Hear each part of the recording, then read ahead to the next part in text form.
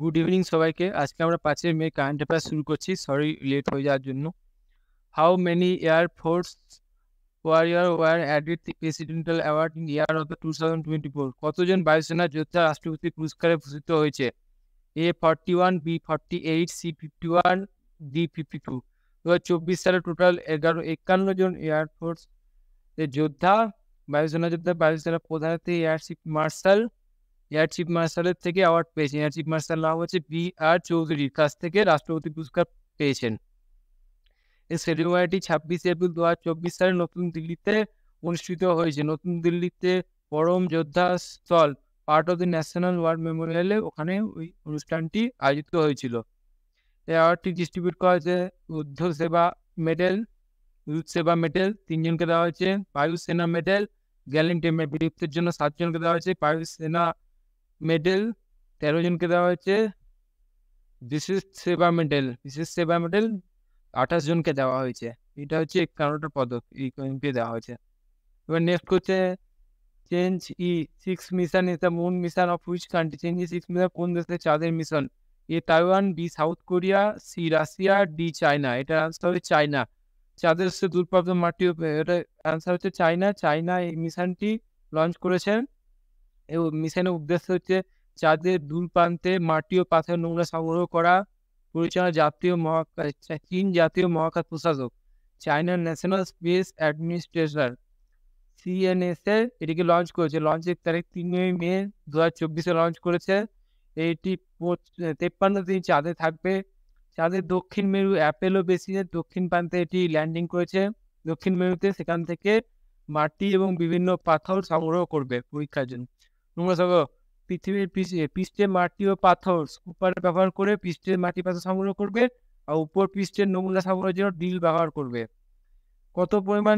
2 KG সর্বোচ্চ এটা নমুনা গ্রহণ করতে পারবে, নিয়ে আসতে পারবে। 2 কেজি ওর ক্যাপাসিটি। এবার হচ্ছে next question, who made the painting Indralekha চিত্রটি? ইন্দ্রলেখা চিত্রটি কে তৈরি করেছেন? রাবি বার্মা, সত্যম মহাজন, বিনায়ক চক্রবর্তী, নীলকান্ত। এটার অ্যান্সার হবে রাবি বার্মা। রাবি বার্মা ইন্দ্রলেখা চিত্রটি তৈরি করেছেন। Next question, in which continent is the famous Atacama desert located? কোন কন্টিনেন্টে অ্যাটাকামা ডেজার্ট লোকেটেড? বিখ্যাত আতাকামা মরুভূমি কোন মহাদেশে অবস্থিত? A Asia, B north America, C south America, D Europe. এটার অ্যান্সার হবে আতাকামা মরুভূমি দক্ষিণ আমেরিকার প্যাসিফিক উপকূলে চিলির উত্তরে অবস্থিত। লোকেশনটা একটু দেখে নিই। এই চিলির উত্তরে এই যে আটাকামা ডেজার্ট দক্ষিণ আমেরিকা এখানে অবস্থিত। এই যে এটা একটু মনে রেখে দেবেন ম্যাপটা আপনারা সবাই। এই যে হচ্ছে আটাকামা ডেজার্ট, এরকম দেখতে আটাকামা ডেজার্টটা। এটি পৃথিবীর সবচেয়ে শুষ্ক মরুভূমি। কিছু অংশে কোনো বৃষ্টিপাতই হয় না, কোনো অংশে। ভূতাত্ত্বিক বৈশিষ্ট্য, মরুভূমিটি মাটি লবণাক্ত এবং সালফারের পরিমাণ বেশি। বৈচিত্র্যের মধ্যে বিশেষ ধরনের ব্যাকটেরিয়া পাওয়া গেছে যা 19,000 বছর ধরে বেঁচে আছে। এই জন্য এই ব্যাকটেরিয়া পাওয়া গেছে বলে এটি নিউজে এসেছে এই মরুভূমিটি। তো লোকেশনটার নামটা মনে রাখবে সবাই। গবেষণা বিজ্ঞানে এই মরুভূমির গবেষণা করে মঙ্গল গ্রহের পরিবারের সঙ্গে তুলনা করেছে। মানে এই মরুভূমিটি মঙ্গল গ্রহের সঙ্গে অনেক মিল আছে, যেমনি সালফার পাওয়া গেছে এরকম লাল লাল দেখতে, এই জন্য এটিকে মঙ্গল গ্রহের সঙ্গে তুলনা করা হয়েছে।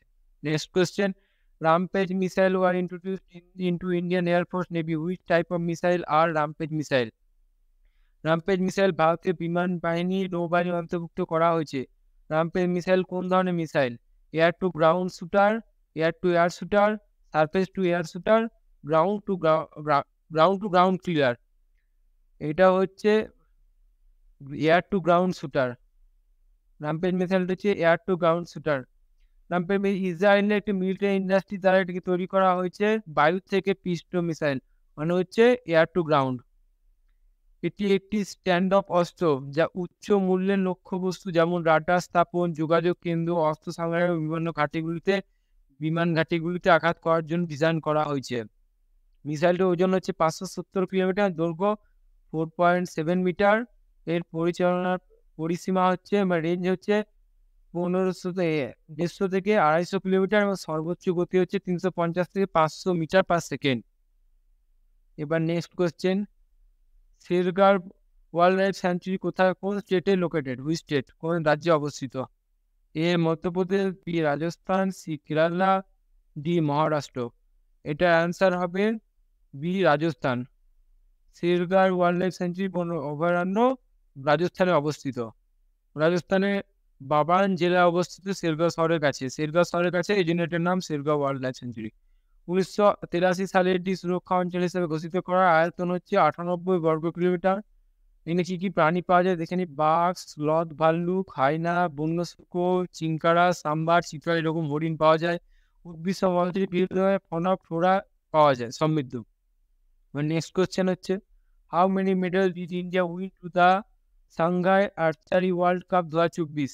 সাংঘাই আর্চারি বিশ্বকাপ 2024 ভারত কটি পদক জিতেছে? 5টি মেডেল, 6টা মেডেল, 7টা মেডেল, 8টা মেডেল। এটা অ্যান্সার হবে ডি, 8টা মেডেল ভারত জয় করেছে। এবার next question, who has been appointed as the head of the GST appellate tribunal?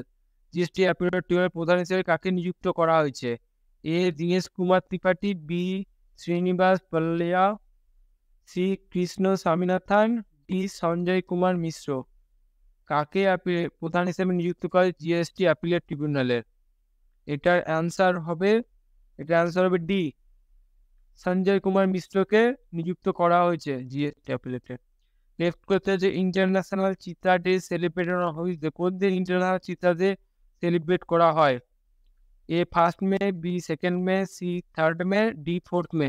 কোন দিন হয়? এটা অ্যান্সারটা হবে, 1 মিনিট,